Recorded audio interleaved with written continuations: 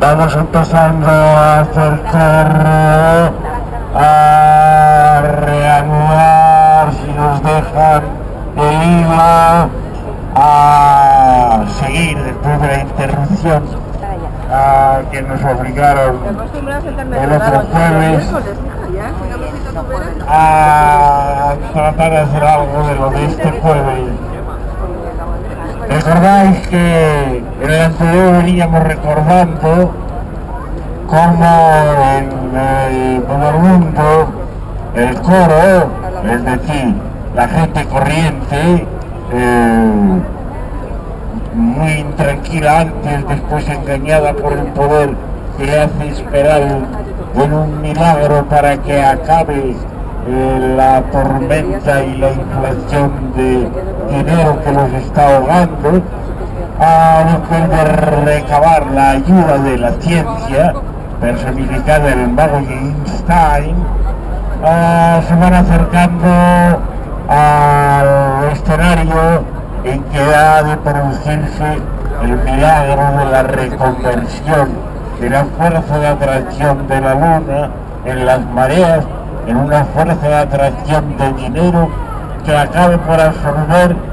todo lo que está ahogando a la población, a la gente del mundo. Eran ellos los que iban al dirigirse hacia ese lugar cantando su fe, la fe de las mayorías de la población corriente, y nosotros habíamos empezado a usar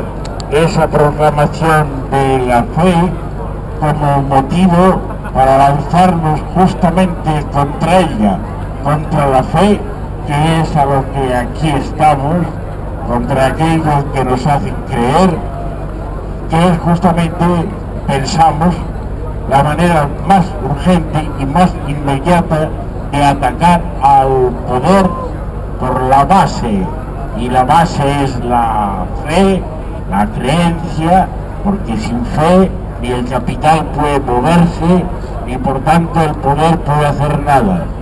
Esta gente, más o menos convencida y engañada, iba cantando cosas del estilo de: creemos en el Estado y la estabilidad, creemos en el orden y en la sociedad, creemos en el dinero y la felicidad, tenemos fe, tenemos fe, tenemos fe. Pues por ahí vamos a ir atacando, si os parece,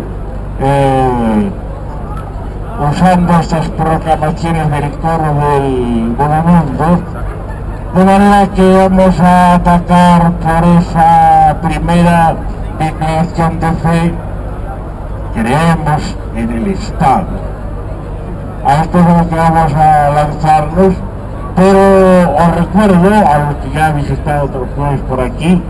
que de lo que se trata en estas pequeñas asambleas libres,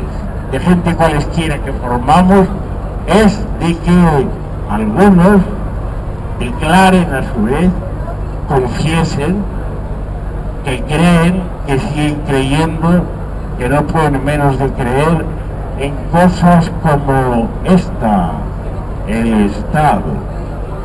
El Estado es una noción evidentemente abstracta. A ninguno de vosotros se le ocurrirá que eso se puede ni tocar, ni ver, ni oír, ni palpar. Esto os garantiza la condición del Estado, y sobre ella conviene que nos aclaremos. Una de las confusiones que más pronto pueden darse y que ha cundido en muchos de los movimientos de subversión es a través del uso de la palabra estados múltiples, pensar que la rebelión se puede dirigir contra un estado determinado, por ejemplo, contra el estado de la España oficial contemporánea en el que estamos metidos, o que se puede la cosa atacar según el sitio refiriéndose a otro estado. Esto es lo primero que hay que entender, que no. Esta rebelión ha surgido, se dieran los que empezaran cuenta o no se dieran, ha surgido contra el régimen sin más, el régimen del bienestar en cualquier sitio donde se produzca. Esto quiere decir que lo mismo que eso implica contra el capital, puesto que el régimen del bienestar quiere decir el régimen del dinero sin más, al mismo tiempo quiere decir también contra el Estado, pero no España ni Francia ni el Reino Unido, sino el Estado sin más, donde quiera que se presente. Esto es lo que decía antes de pedir en vuestra declaración o confesión de fe, de que seguís creyendo en el Estado, que quede lo bastante claro. Tal vez un ejemplo que os resulta más revelador para entender lo que es Estado, os lo dan esos estados que veis trazados de una manera casi geométrica, casi como por paralelos meridianos, en África misma, por ejemplo. En otros sitios son estados de reciente creación, y estos estados de reciente creación son, a falta de otras fronteras, son geométricos, determinados por líneas de paralelos y meridianos y todo eso. Esos que parecen ser las formas más recientes o despreciables de Estado son los que nos dan una idea más clara de lo que Estado quiere decir, lo que es el Estado. Esa condición abstracta en la que estoy insistiendo. Os confunden el Estado, esta creación rectangular, triangular o semejante, con lo que hay por debajo de esa creación, con lo que hay por debajo de esa abstracción. Es decir, os lo confunden con la tierra, por supuesto. La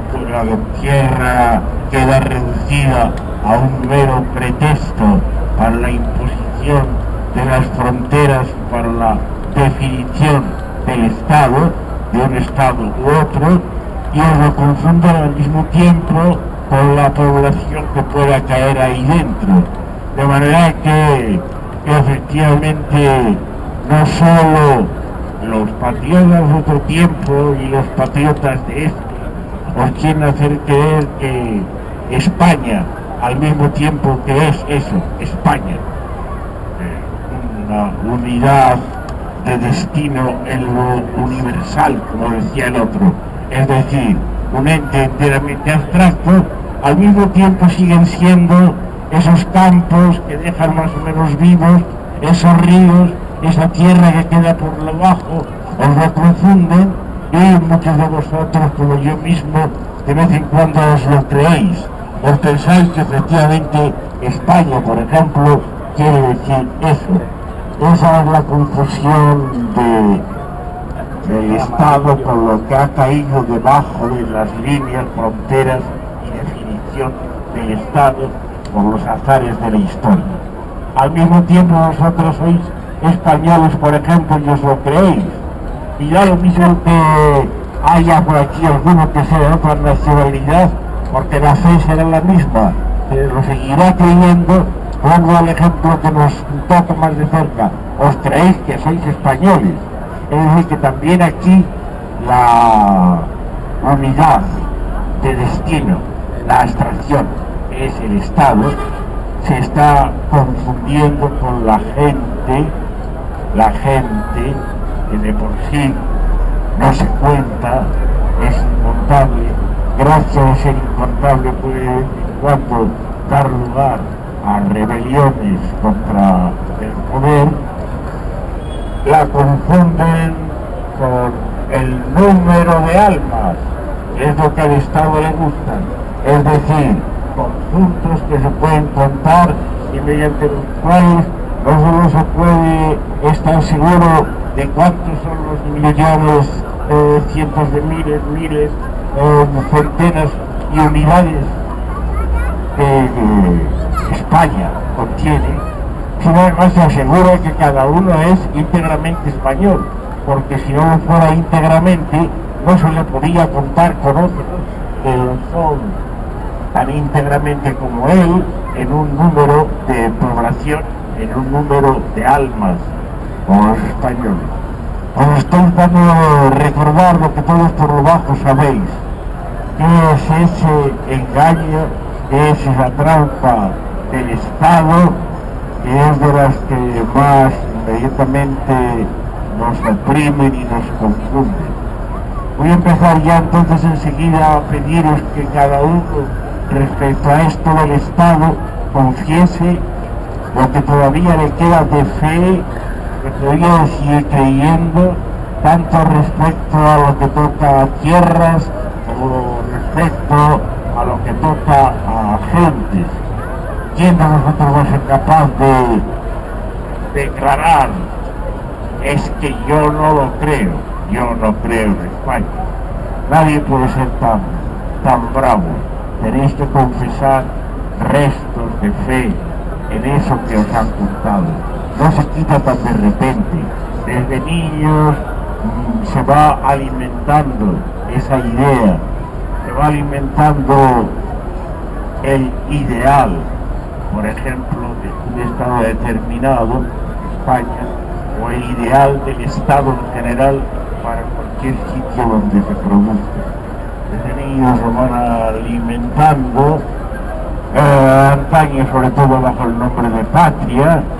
Recuerdo como de muchacho en el instituto el profesor de historia nos hacía aprender el 2 de mayo, oye patria tu aflicción,